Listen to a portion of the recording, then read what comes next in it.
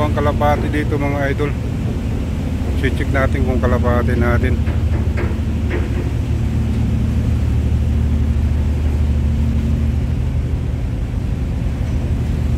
Parang atin, parang hindi.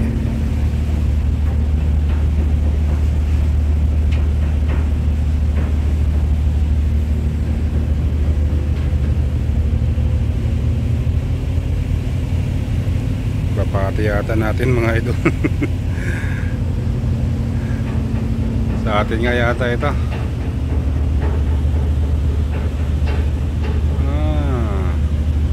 Sa atin nga ito mga idol. Pakainin natin.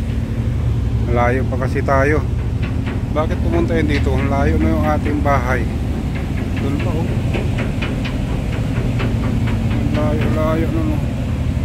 Malayan yun. Doon pa ang ating bahay. Iba pala ito mga kalapatid. Ibang kalapati pala ito. Hindi ito sa amin.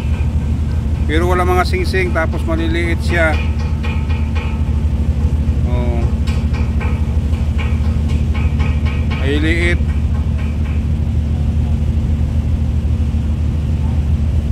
Hindi ito sa aming kalapati. Kasi yung ganitong kulay doon sa amin, nilagyan ko na ng singsing. Ito wala pang singsing eh oh.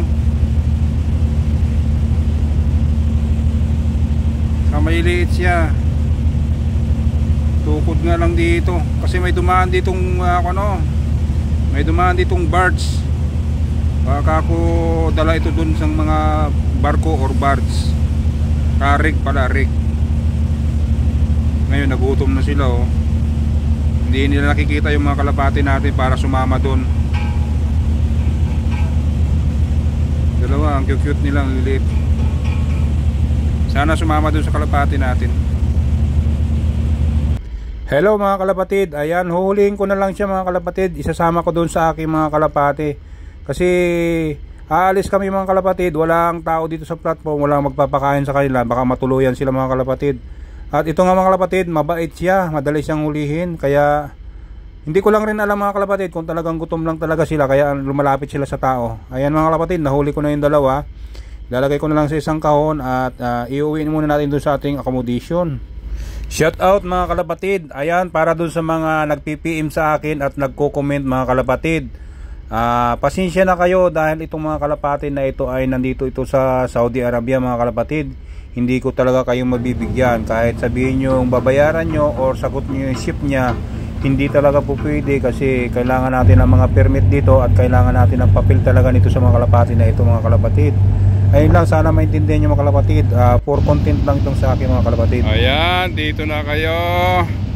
Ito ang inyong bagong bahay.